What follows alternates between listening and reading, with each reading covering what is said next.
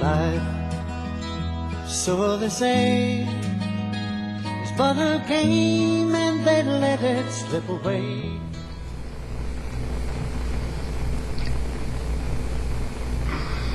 Good morning, afternoon, or evening, as the case may be. In case I haven't said that to you before in a previous video, I'll say it to you now. This vlog is really, it's kind of,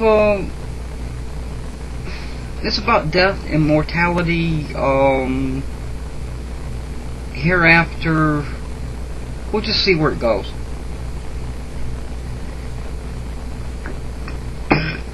When my father was a truck driver, which I've mentioned. He worked for UPS, and he drove for them for 35 years.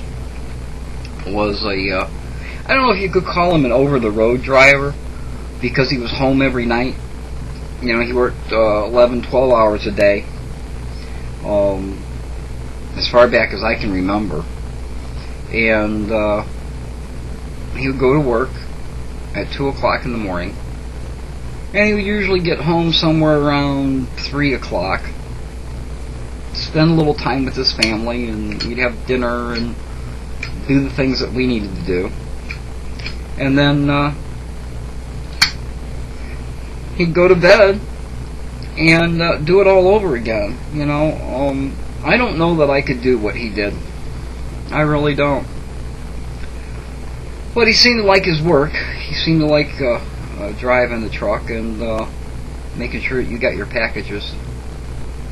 And I always looked, you know, I guess everybody looks up to their father. I always looked up to mine. He was one of the most. He was very much, you know, he was very much like me. I like to say that when I shave in the morning, every morning I see him, and that's part of where I'm getting to with this.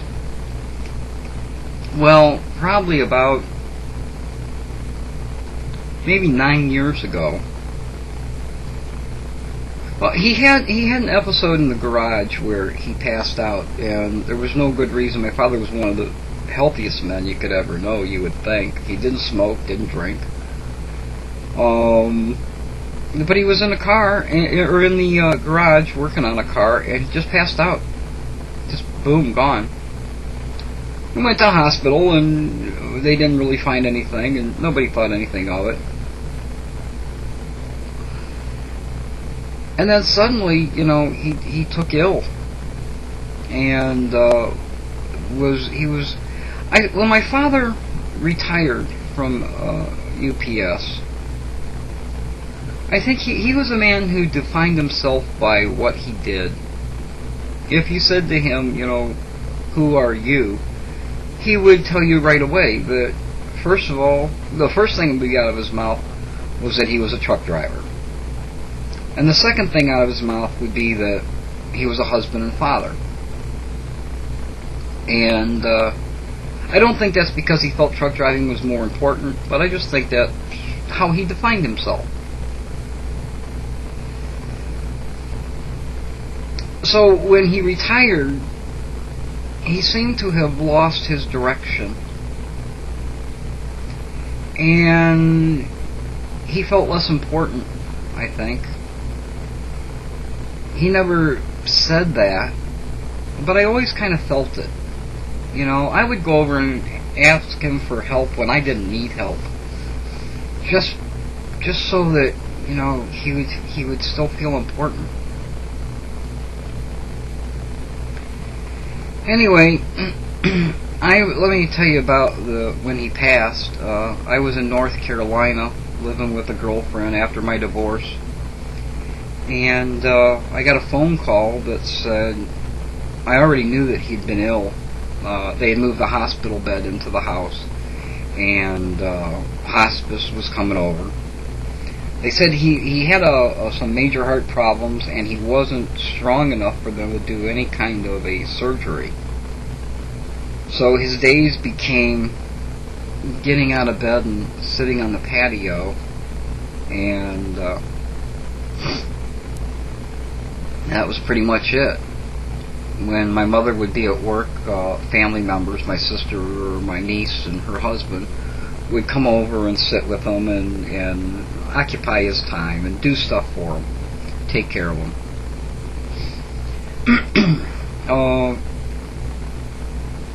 So he had a heart attack, and then he came out and he was on hospice. So I got a phone call in North Carolina that said, your father said he would like his boys to come home. Well, my brother lived, here in Ohio.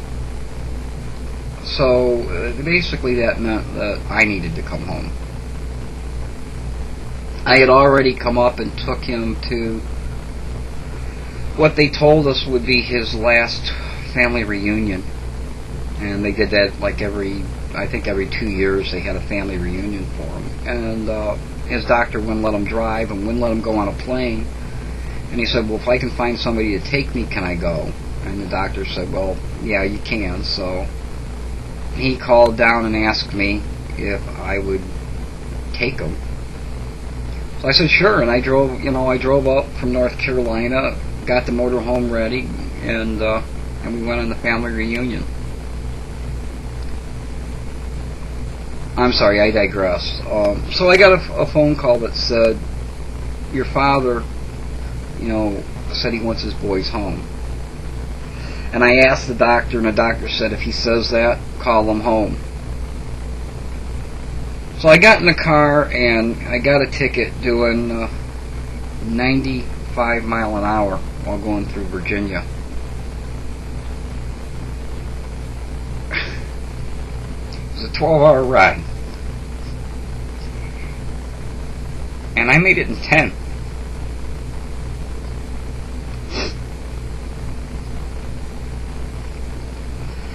My work told me to take the time I need and go. So I went. I came up. And when I got to the house, I immediately went in to see him in his bed. I should tell you now, this is probably going to get very emotional.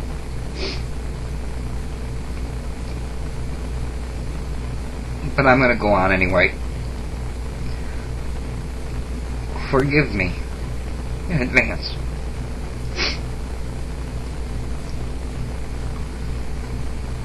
When I got to the house, my father didn't know my name. But he knew who I was. My brother was here. And we both went in to see him together. And he remembered my brother's name. But he couldn't say mine. In fact, the entire time I was coming, and he knew I was coming, he kept telling me that Elsa was coming.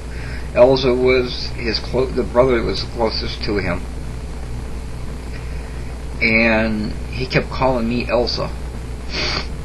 But he wanted me to know that he knew who I was. That, he wasn't delirious. He knew who I was. And I had this joke that I used to tell. One of my favorites. Why is it that the crack in your butt goes up and down instead of sideways? Well, the reason is because if you went sideways, when you went down the slide at school, you would go. And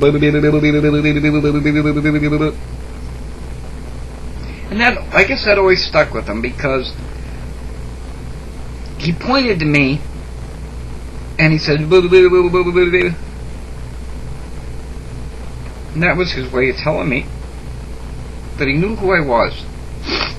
Other than that, he seemed completely lucid and fine. He just...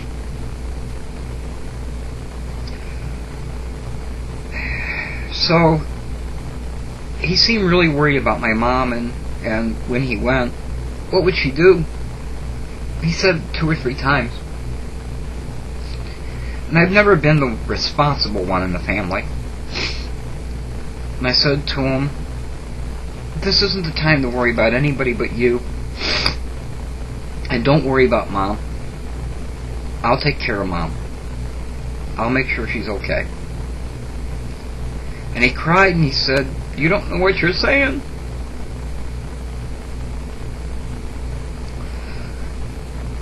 And don't make promises you can't keep.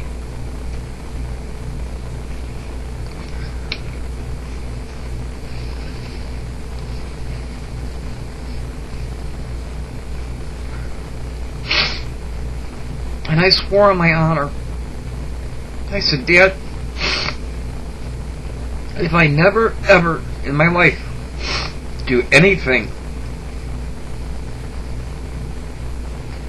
this promise I'll keep. You don't need to worry. I'm here, and I'll do what I need to do.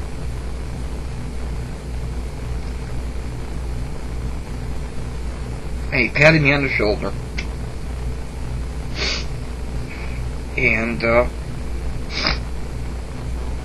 I said to him, you go ahead and go to sleep, it'll be alright. And he laid down in bed, and my brother and I left. Mom came in and said, I think he's sleeping. He seems to be calmer now. So I excused myself to go upstairs and go to sleep. Because I had been up most of the day and then driven 10 miles or 10 hours to get here. And I went up and got in bed. I can't tell you how long it was. I know it was 2 or 3 hours, if that. And somebody came banging on the door and they said, it's time. And I was angry. I said, it's not time. I just laid down. I haven't had any sleep. I need my sleep. And they said, no, it's time. And they left the door. So I got up and got dressed and went downstairs. Walked into a room full of crying people. Walked into a room full of people that they were just drones. They seemed to be walking around aimlessly. And discovered that my father had gone. So I went in by myself and I checked him. And I kissed him on the forehead.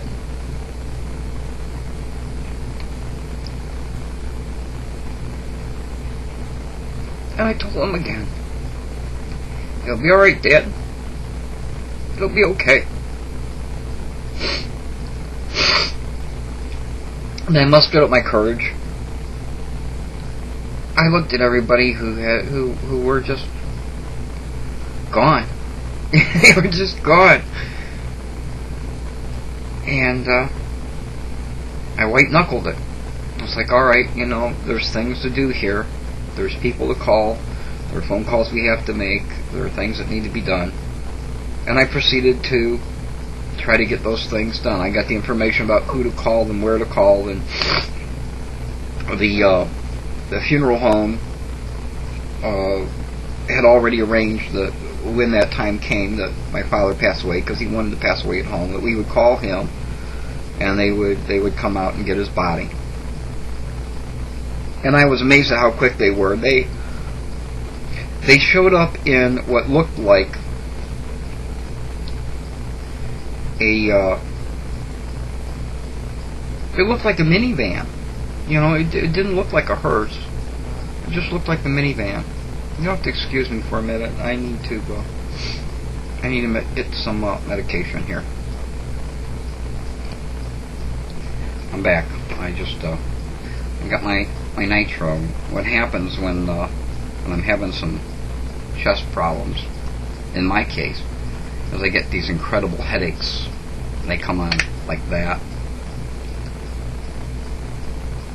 Anyway, so we made the phone calls and stuff, and they showed up in this minivan very quietly. They came in, they checked his body. I made sure that his jewelry was off and all that kind of thing, and they put him in a body bag, but they left it unzipped. And then they asked the family if they wanted to come in and say goodbye, and everybody did, including myself. I gave him one last kiss, and they zipped it up, and he was gone. out of the house. Out of sight, but not out of mind. I can't tell you everything that went on after that. There was a lot of, making preparation and notifying family and all of that kind of thing. Mom was in a daze for months. She was functioning, but she wasn't well. And I, unfortunately, had to go back to North Carolina. So I did. I went back and I collected my belongings. And I left. And it had been a rocky relationship with my girlfriend anyway. I've told you stories before. She had pulled guns, and my weeks were nothing more than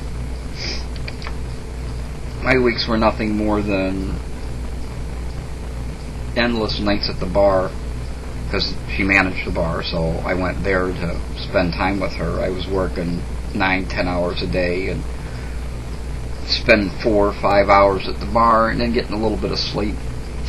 Anyway, so I went down, I got my belongings and came back to Ohio to take care of my mother. At that time, there were other family members that were helping out. Most notably, probably my niece and her husband. So I wasn't too worried.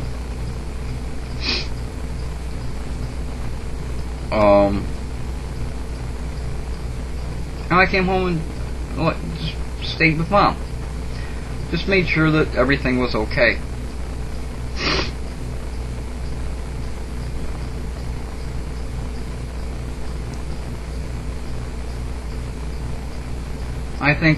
I see that I'm on 26 minutes, so we're going to take this into yet another one to give you the rest of the story.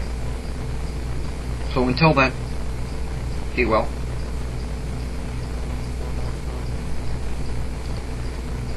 Well, I just realized that I miscalculated, and it's not 26 minutes. All the vlogs that I'm doing at this moment add up to 26 minutes. So we'll go on.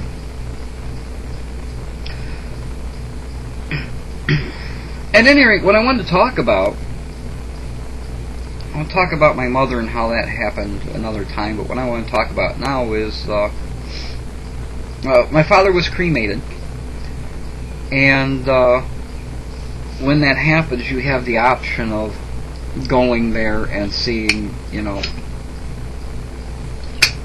just kind of overseeing what's being done. And they asked if we wanted to do that. And I said, yeah, I'll go. Absolutely. And I think it was easier for me to do because of my view of death, that there is no, hereafter, that when it's done, it's done. And so to me, this was a pen that didn't work anymore. It was the vessel in which my father resided, and he wasn't living there anymore. It was an empty house. And so I had no problem with it, with them cremating him or whatever they did with the body. I had no real problem with it because that wasn't my father. So my brother was to go with me. He said he was going to, but for whatever reasons he called and said that he just couldn't do it. So I went on my own to see my father cremated.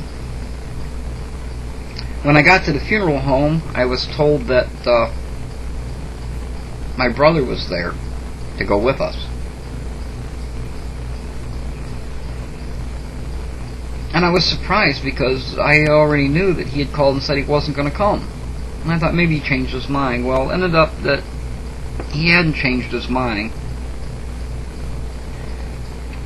My sister's husband, who is an outlaw biker and has never really been favored by the family too much, but always got along with my father and with me. I've never had a problem with him. He was sitting there, and he said that he thought that I shouldn't do this alone. So he went with me. He drove, and him and I went to the crematory and watched my father cremated, and we went and picked up the ashes. I think it was the following day. It was kind of cool though when we got to the crematory.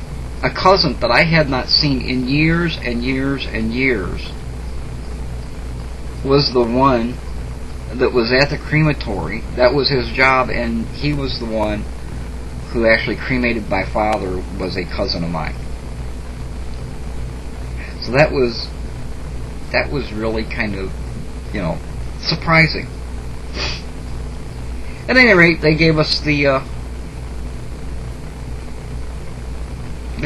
ashes, and my brother bought a stone, and my parents had already got a funeral plot, and they buried my dad. I've never been there. I've never seen the stone. I've never seen the plot. And part of that is because, in my mind, my father's not gone. I talked in one of my vlogs about one of the Ask Zens about immortality. I talk to my father every day. When something goes wrong, my father is the person that I speak to, and a lot of times it's just going, Dad, can you believe this bullshit? Can you believe they did that?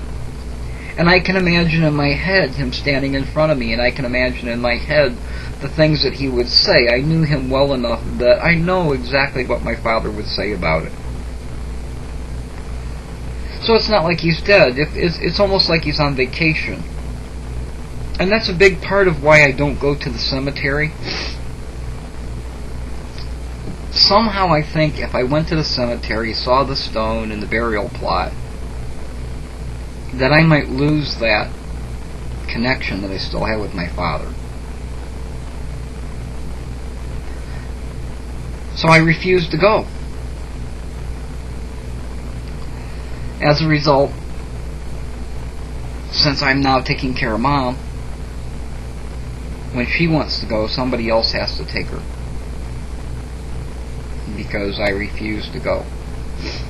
And that may seem selfish to some. And maybe it is. But for me to go would be giving up too much. And it would change the relationship that I currently have with my father.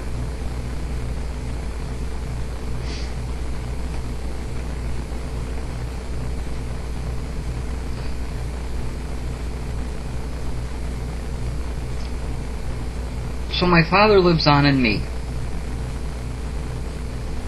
Him and I look alike, speak alike, and for the most part, on the really important issues, we always saw eye to eye.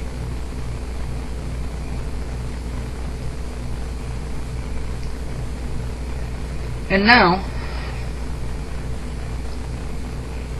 I am doing what I promised. And I will continue to do what I promised until it's no longer necessary for me to do that. And it's not a small task. But it's one I accept gladly.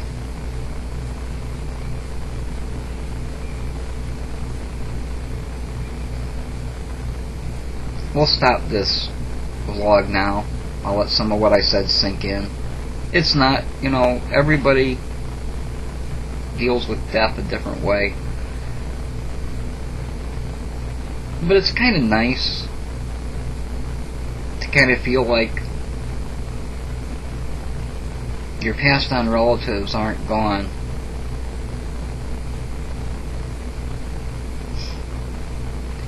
They're just out there driving a truck somewhere.